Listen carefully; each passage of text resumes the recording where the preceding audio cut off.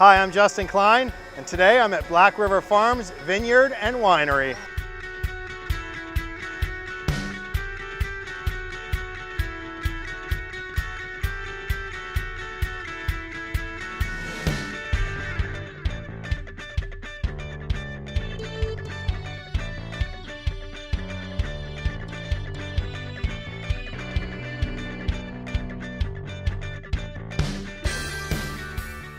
Can you give me a little feedback on you and your wife, where you're from, what made you start a winery? Sure.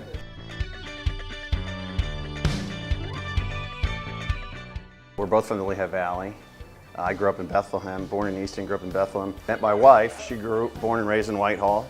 Then she got her master's in education from Kutztown, and then after we had our second child, she took a break, raised two great kids, and then we decided, for a lot of different reasons, let's start a family business. And so what I did before I actually decided to plant anything is I thought through, well, what could I grow here on a 17-acre parcel?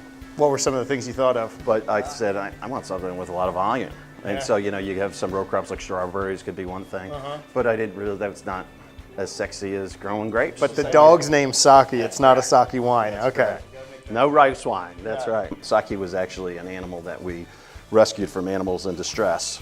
We got her when she was 2 years old, and the name came with her. Oh, okay. She's been with us now for 5 years. Yeah. She's a great dog. We changed her life, and she changed ours. Any challenges that were unexpected? Some of the additional challenges have been, one of the things that we did is we consider ourselves a sustainable farm. And so we put in a 200 kilowatt system, solar system that gives us all our power, and then extra go back to the grid. That's awesome. And we basically get credits going forward. So I always say that I'm going to have a negative carbon footprint. My wife has a negative carbon. My children have negative carbon footprints. That's something to be really proud of. I think that it's completely self-sustainable. Totally. I mean, that's not many people can say that. Totally. I'm a glass half full guy. I see that as that we're just going to have some fresh produce further into the season than we normally do. Unfortunately, I'm a glass empty guy right now, so we'll have to get another glass here, and then maybe we'll do a tour around the farm. How's that sound? This is all just baby. These are all young. Look at the baby grapes right here. They're baby grapes. Those are going to fill out to be, they'll be white until probably first part of August. So this is Richard. Richard's the winemaker and the vineyard manager. Nice to meet you. Vineyard manager. Nice. What does that entail? Managing the vineyard? Knowing about all of this. Oh, yeah. And how many acres did you say you have grapes growing on right now? 9 acres. 9 acres is all growing grapes. Yes. That's awesome. A little over 8,000 vines. As I told you, 52 tons last year. Yeah. And every ton of grapes is 750 bottles of wine. Okay.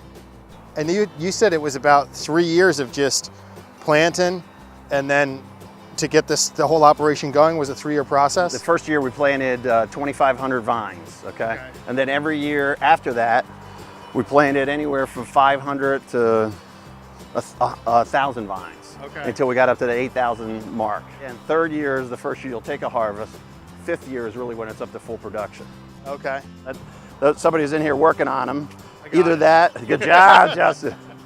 I'm a farmer. Yeah, you just passed. So another thing that we're going to start doing is using kegs, putting our wine in kegs. Oh, really? Which is something that is being used Is that a mainly new on the west. Certainly over a decade on the west coast. Okay. But it's more and more. Typically when I pick up on stuff 10 years later. These names here on the poles, are they the type Different of varieties. This is Vidal Blanc, Okay. and that was Céval off to the left. Okay. Chardonnay was further down there, so was Kerner and Cayuga and Sangiovese.